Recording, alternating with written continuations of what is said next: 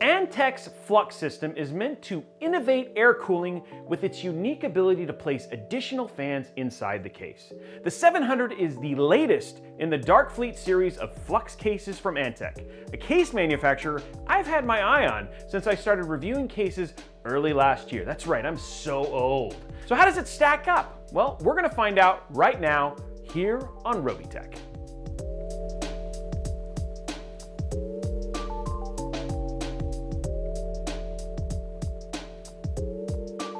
A huge thanks to our sponsor, Morning Brew. If you're like me, one of the first things you do in the morning is grab your phone and aimlessly scroll through Twitter, Instagram, and TikTok for longer than you probably should. That's until I signed up for Morning Brew. Morning Brew is a free daily newsletter that gets you up to speed on business and technology news in about 5 minutes. Reading through traditional news articles can be kind of dry and boring, but Morning Brew is witty and informative. I mean, just this week, I read about Ford unveiling the new F-150 Lightning and the president's proposed $2.3 trillion infrastructure plan that will allocate a chunk of change to EV manufacturing and battery development. As someone who drives an EV, that's exciting news. Now, if you're watching this, you're obviously interested in tech, business, and finance. So there's no reason not to subscribe to Morning Brew. It's completely free and it takes less than 15 seconds to subscribe. So click the link in the description below and start your day off right with Morning Brew. I mean, I'm still gonna watch TikTok. No, I won't do that. So let's kick off by just getting into what's different about the DF700 Flux, or F-Lux, platform of PC cases. The F-Lux platform is flow luxury, which doesn't mean anything to me, and honestly, it kind of makes me chuckle every time I hear it. However, weird marketing jargon aside, it's a unique airflow ethos. I love that word, ethos. That with the help of the 5 included fans creates an airflow setup meant to create better cooling for a GPU, which, spoiler alert, actually works. Now, before we get too far into this review, I want to remind you what you will be getting by the end of this little video expose on the DF700 expose. 1, you're going to know all the ins and outs of the case. Fan setup, radiator setup clearances, the works. You're going to see a full build to get an understanding of what the build is going to be like. This is a cut down version of our live build, which you can actually check out right here. But if you want to see me raw and uncut Robey, then you can check that out. You're gonna see the benchmarks and performance. Thermally, how does this case stack up with the components we chose, and how does the build actually perform for the parts that we chose? And then 4, potentially a bidet 2.0, deflux design should you need to dry your tushy with the 5 pre-installed fans by putting them on that little, never mind. Point is, this is very innovative and I'm thinking of all the different ways we can apply this deflux thing. You look out, Antec. Now, as of the time of the filming, and it may change by the time we edit if you saw our deep cool video, the case came in at $74.99 on Newegg, which honestly, given the fact that the case comes with 5 included fans to ensure you can use the full potential of the F-Lux platform, 3 of which are RGB, by the way, and 1 is this like unique backwards fan which you could use to cut your little fingers off or maybe even film your own version of Saw. Okay, not really, but still. Point is, you actually do get a lot for your price point. So let's go through the basics here. First, you get support for ATX, micro ATX, and mini ITX motherboards. You can also install 3 2.5-inch SSDs, and you can add up to 3 3.5-inch hard drives as well, which 2 of these can also be 2.5-inch SSDs if you use the removable drive trays. For GPU clearance, you get 405 millimeters of length, meaning you get all of your high-end GPUs in here, from the MSI Supreme or the Asus ROG Strix or that monstrous EVGA FTW3 3090. Now for your coolers, you can get up to 175 millimeters of height, which means if you want to pop in that monstrous NH-U12A or the Be Quiet Dark Rock TR4, this case has got you covered. See what I did there? Because the CPU is covered? Never mind. Now for cooling, let's talk a little bit about the deflux flow luxury. Seriously, it's funny every time I say it. So what you have is this rear side panel, which is perforated, that allows intake of air from the backside through the case to the PSU area. By the way, cable management is going to help here, ladies and gentlemen, being drawn through what is going to be one of the 2 potential fans sitting on the tip of the PSU shroud to give air to the GPU. Aided also in the fact with the front fans that are mounted as well, plus the top fans that are going to exhaust, plus the rear fan like any normal case. This additional air from the shroud pulled in via these two fans is what makes this system unique, and something Antec marketing is really pushing for this particular brand of cases. That's not to say you can't get a similar effect from other cases. One in particular stands out in this case with the P200A.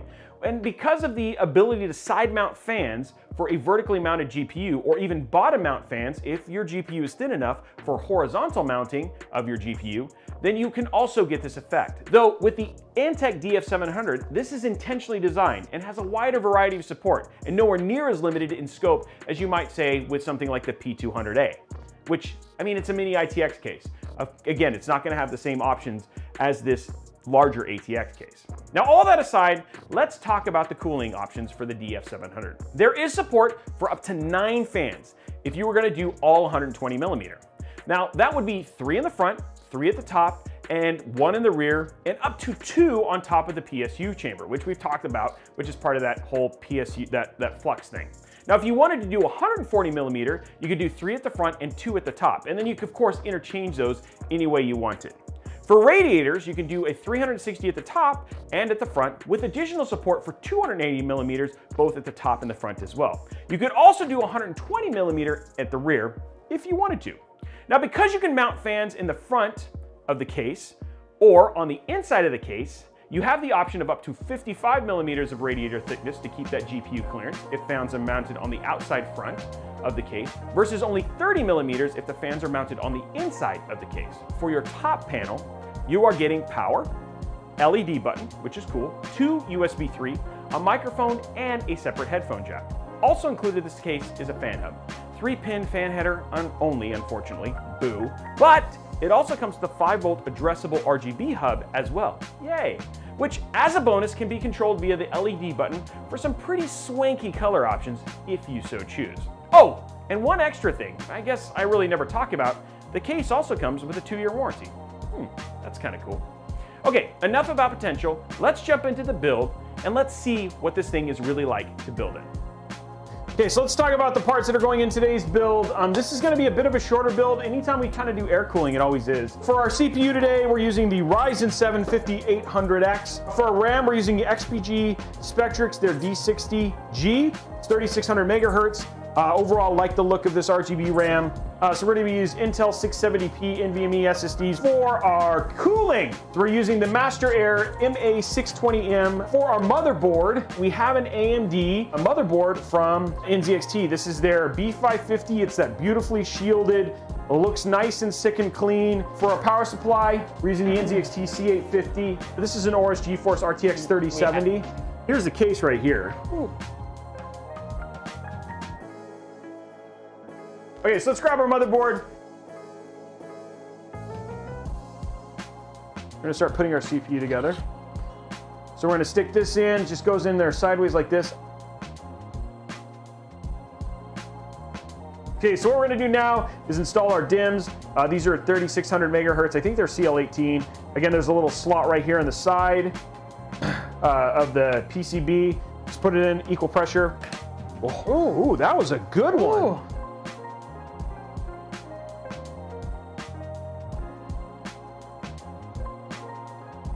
Here we go right here, popping this open. Like checking it out.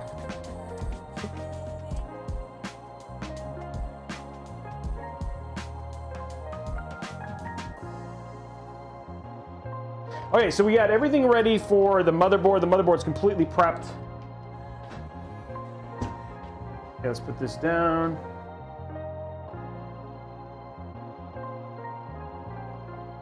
Let's go ahead and get our case fans installed. So I'm gonna throw a bunch of RGB case fans.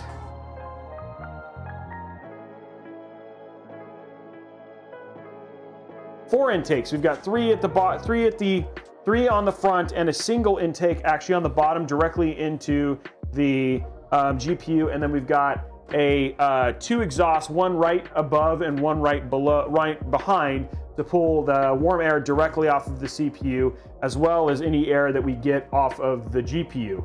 Like the cables aren't very long, so we'll have to zip tie them to clean them up. Okay, let's go ahead and get this opened up and let's get our GPU in. Everybody say GPU time. Here we go, guys. Grabbing our Aorus RTX 3070.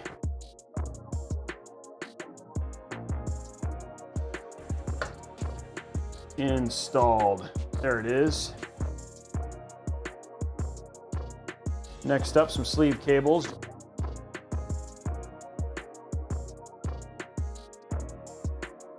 Okay, let's turn this over and let's get our PSU in.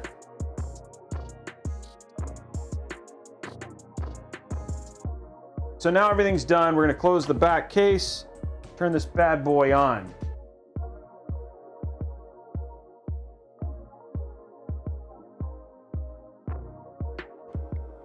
Ooh. Oh wow, all white. Wasn't ready for that.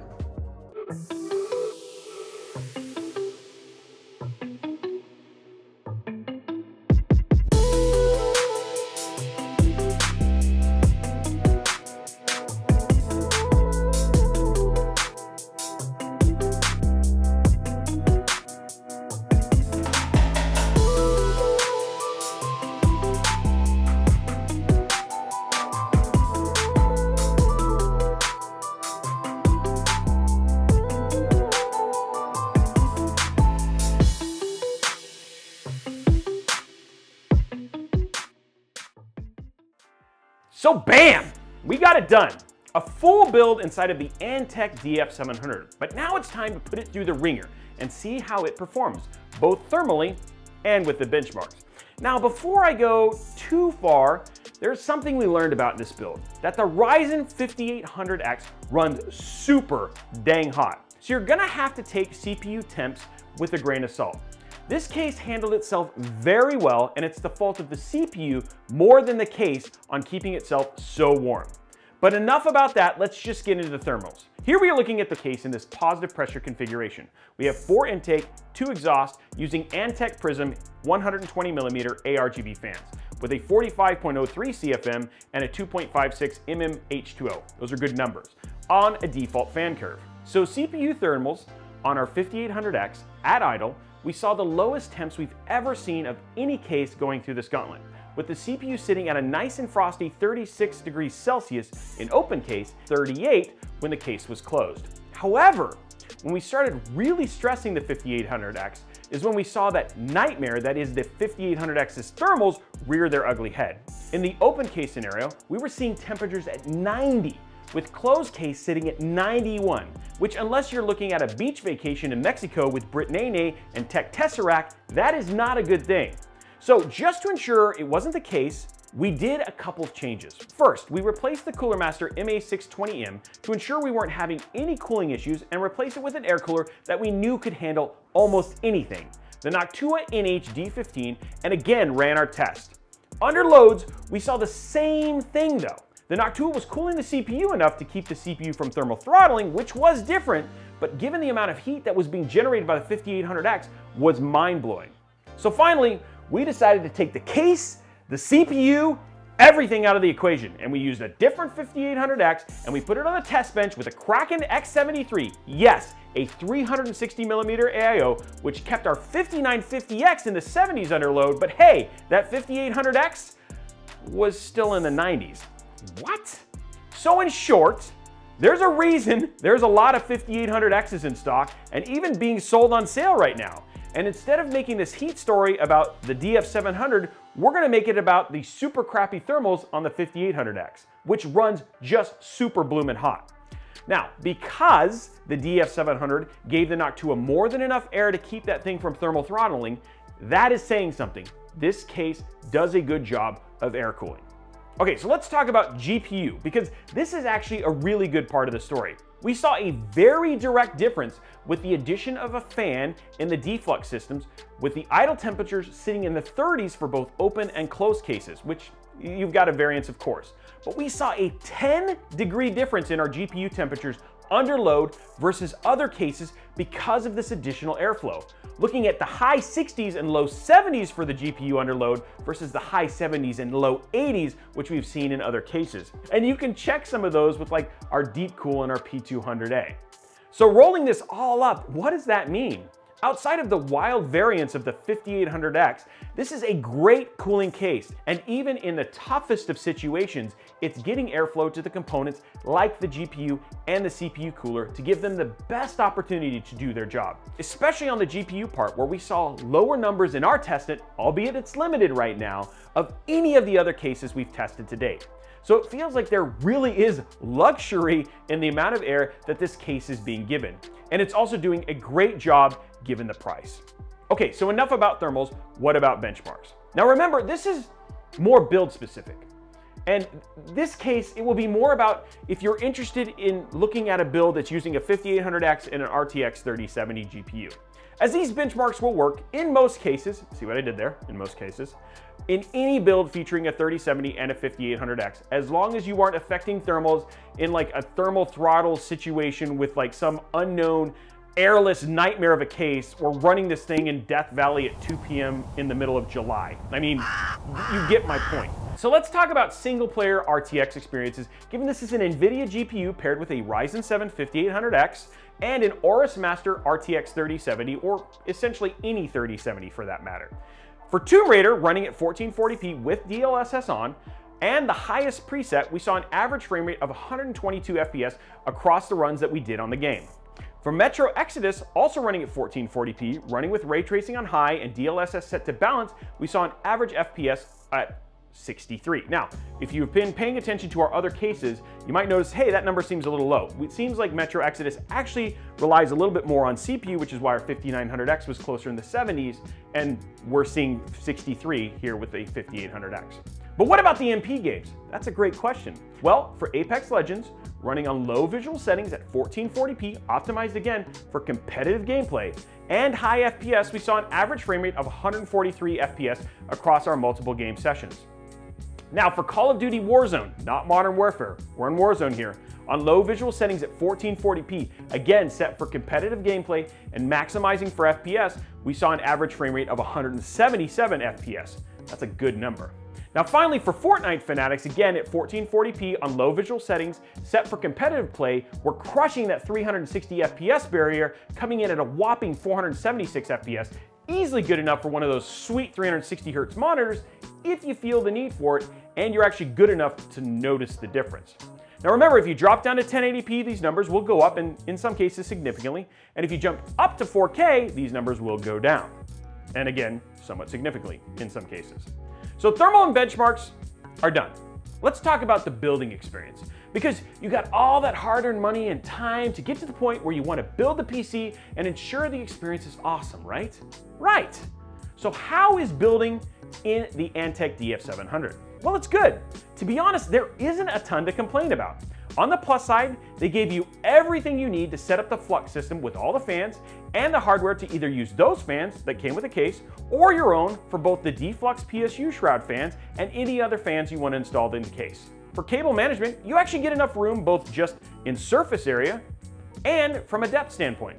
There are a few tie-down locations, but nothing to really write home about. The hub is nice, just really wish it was 4-pin versus a 3-pin, but the ARGB hub edition is good and useful, especially if you're using certain fans and other RGB components. You can remove the hard drive cage if you like, but it's not possible to move it back and forth like you could in the Corsair 5000D. It's a small gripe, but one I'm gonna miss for sure. Also, I think I can see where they cut costs. Given the inclusion of 5 fans, which isn't cheap, was the lack of rubber grommets to hide the cable shrouds and holes. Again, a small thing, but between that and the fact that you can see the Velcro tie Antec logo from the front side of the case, not in a good way, are just little things that take this case from perfect to just really good. So, summing it all up, Antec does have innovation in the form of its Darkfleet 700 Flux, especially when it comes to how its Flux platform improves cooling to the GPU area of the case, and those temperatures are reflected in our testing.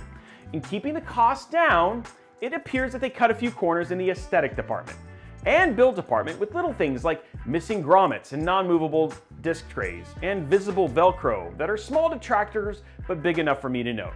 All in all, this case does have a premium look about it though. That 3-dimensional wave-shaped mesh does really bring a sense of polish to the overall look.